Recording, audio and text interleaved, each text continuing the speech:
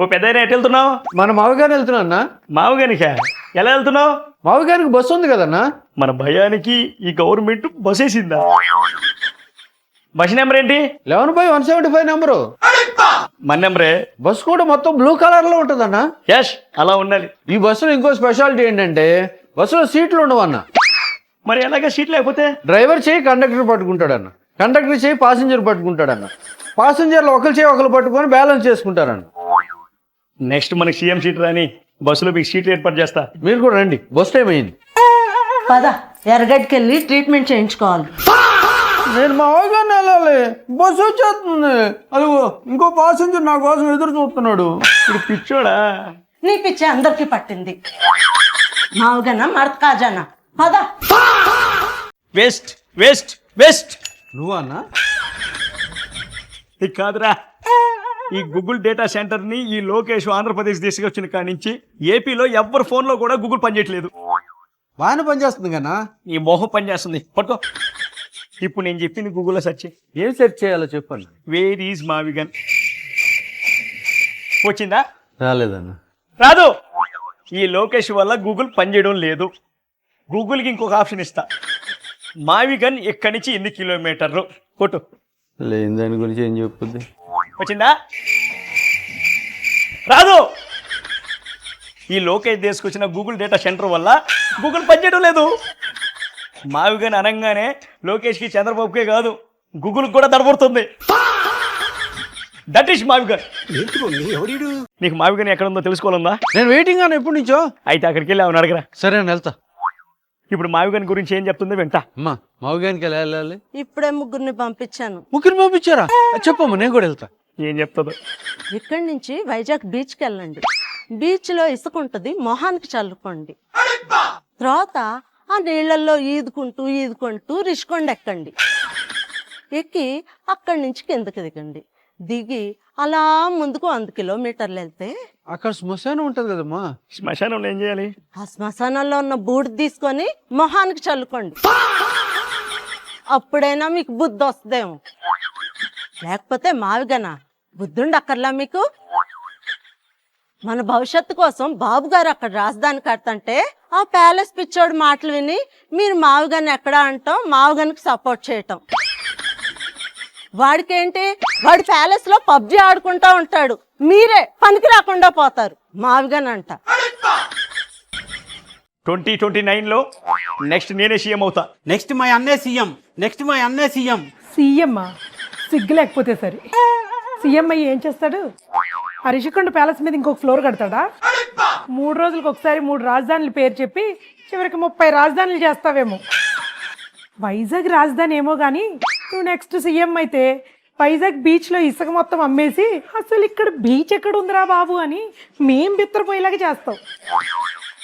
చంద్రబాబు నాయుడు చేసినవి మీకేమీ నచ్చవు కదా. మళ్ళీ మీరు సీఎం అయితే అప్పటికే పూర్తయిన పోలవరం ప్రాజెక్ట్ కూల్చేసి మళ్ళీ మొదటి నుంచి మొదలెడతావేమో. ఏ అన్నా ఇవన్నీ మీకు అలవాటే కదా. అయిందా? బాగైందా? పక్షి టీవీ రెడీనా? లైవ్ వెళ్ళిపోవాలి. 25 లక్షల రూపాయలు చెక్కు ఇస్తా ఉండా.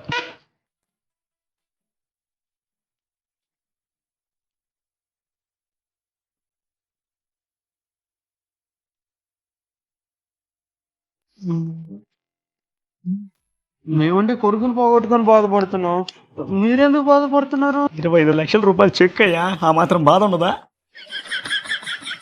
తీసుకో, ఏం చేస్తాం. చెక్ క్లోజ్ చేయండి. కొడుకు పేరుని బాధపడకండి, అతనిలాగే మీరు కూడా ఎదగాలి. వాడు గొప్పడు ఏంటయ్యా? వాడి వయసు ఎంత ఉందో వాడి మీద అన్ని కేసులు ఉన్నాయి. హోక్సో కేసు కూడా ఉంది. నా మీద లేవా కేసులు? నేను అవ్వలేదా సీఎం? ఎన్ని కేసులు ఉంటే అంత కాన్ఫిడెన్స్ వస్తుంది. ఏంటి మమ్మీ ఎవడీడు? పక్షి టీవీ అంతా రికార్డ్ చేశారా? Very good. ఇట్టిచ్చే. చెక్ ఏంటి మళ్ళీ తీసుకుంటున్నారు? సినిమా షూటింగ్ ఎప్పుడు చూసావా? చూడలేదయ్యా. మన సహాయం కూడా సినిమా షూటింగ్ లాంటిదే. కెమెరా ఆన్లో ఉండగానే చెక్ ఇవ్వాలి, కెమెరా ఆఫ్ అవగానే చెక్ తీసుకొని జోలు పెట్టుకొని చెక్ వేస్తాం. మావిగాని మీద మీకు ఎలాంటి సందేహాలు ఉన్నా మాట్లాడడానికి ఇక్కడ జగన్ గారు ఉన్నారు. మీరు డయల్ చేయాల్సిన నెంబరు 6093 అని 3 సార్లు డయల్ చేయండి. 6093 జైల్లో మన ఫ్యాన్సీ నెంబరు, మంచి నెంబరే. వైజాగ్ నుంచి విజయలక్ష్మి గారంట, మాట్లాడండి. వైజాగ్ అంటే మన రిషికొండ, అక్కడి నుంచి ఫోన్ చేసిందంటే మన బంగారు కొండ. చెప్పమ్మా, నేను మాజీ సీఎంని మాట్లాడుతా ఉన్నా. అదే పులివెందుల ఎమ్మెల్యేనే కదండి? మాజీ సీఎం అమ్మా. అదేనండి నేను చెప్పేది, పులివెందుల ఎమ్మెల్యేనే కదా మీరు? మాజీ సీఎం అంటే నువ్వు ఒప్పుకునేటట్లేవు. అవునమ్మా, నేను పులివెందుల ఎమ్మెల్యేనే. చెప్పు. మావుగానంటే మచిలీపట్నం, గుంటూరు, విజయవాడ అన్నారు కదా, ఆ మూడిట్లో దేన్ని రాజధాని అనుకోవాలండి? మచిలీపట్నం పక్కన ఉన్న జనాలందరూ కూడా దాన్ని రాజధాని అనుకోండి, ఎవరు వద్దన్నారు? అలాగే విజయవాడ పక్కన ఉన్నటువంటి జనాలందరూ కూడా విజయవాడని రాజధాని అనుకోండి, ఎవరు వద్దన్నారు? అలాగే గుంటూరు కూడా అక్కడున్న వాళ్ళందరూ కూడా రాజధాని అనుకోండి, ఎవరు వద్దన్నారయ్యా? ఇది విన్న తర్వాత అందరూ మీకు పిచ్చి అనుకుంటారండి. డాష్! ఏమైంది రా, కట్లు కొట్టుకున్నావు? అన్నా ఎవరో వచ్చి వేరే పోదారన్నా. ఇంకెవరు? ఆ టీడీపీ వాళ్ళ మనుషులై ఉంటారు, లేకపోతే జనసేన వాళ్ళ మనుషులై ఉంటారు. ఇంక అంతకంటే ఎవరు కొడతారు? అంతే అంటావన్నా? ఈ ప్రభుత్వంలో ప్రజాస్వామ్యం ఎక్కడుంది? మా మనుషుల మీద దాడి చేస్తారా? రే, 11 మంది మాస్కులు వేసుకొని నేను కొట్టడానికి వచ్చారు కదా, అవునన్నా. ఇద్దరిని చేయించారు కదా. అవును.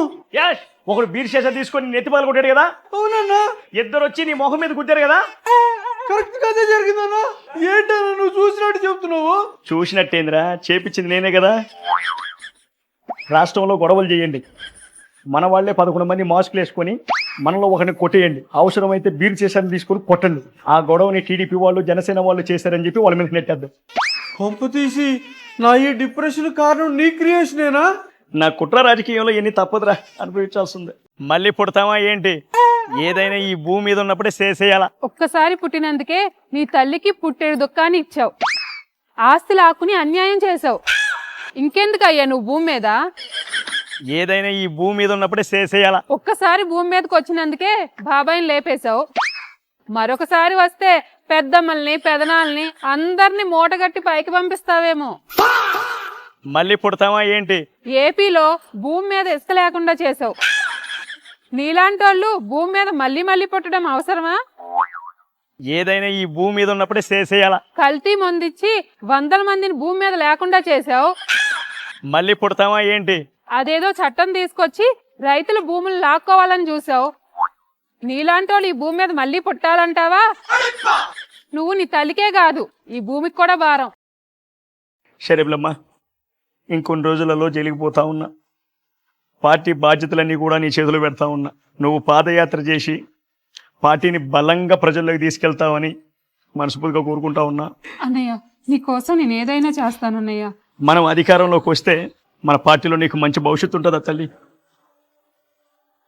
నువ్వు గ్రేట్ సిరిమిలమ్మ, అన్న కూడా నీకు మంచి పదవి ఇస్తాడమ్మా. అధికారంలోకి వచ్చాం, మన క్యాబినెట్లో మంత్రి పేర్లు చెప్తా, రాసుకో. ఓకే అన్న. అన్నయ్య నాకేదన్నా పదవి ఇచ్చి సర్ప్రైజ్ చేస్తాడేమో, లిస్ట్లో పేరు రాసినట్టున్నారు, దూరం నుంచే వింటా. రోజా పేరు రాసుకో, విడుదల రజని పేరు రాసుకో, పేరు నాని పేరు రాసుకో, సిరిమిలమ్మకు కూడా ఏదైనా. అమర్నాథ్ పేరు రాసుకో, ఎంపీల పేర్లు రాసుకో, గోరెంట్ల మాధవ్. మన సిరిమిలమ్మకు కూడా ఏదైనా పోస్ట్ ఇస్తే బాగుంటుందేమో. ఊరుకోయా, మాకు తెలీదా? నువ్వు చెప్పాలనా? ఎమ్మెల్సీ పేరు రాసుకో. పార్టీ కోసం పాదయాత్ర చేసి చాలా కష్టపడ్డది కదా అన్న. అరే, ఏం మాట్లాడుతున్నావా నువ్వు? ఒక వరలో 2 కత్తులు ఉంటాయా? ఒక పార్టీలో 2 మనుషులు ఉంటారా? అన్న చెల్లెళ్ళు నాకంటే బాగా మాట్లాడుతుంది, యాక్టివ్గా ఉంటుంది. ఎఫెక్టివ్ కాదా నాకు? అన్నా, పదవి లేదు, ఏం లేదు, సైలెంట్గా ఉండు. మన పార్టీ కోసం అంత కష్టపడితే నన్నే మోసం చేస్తావా అన్నయ్య?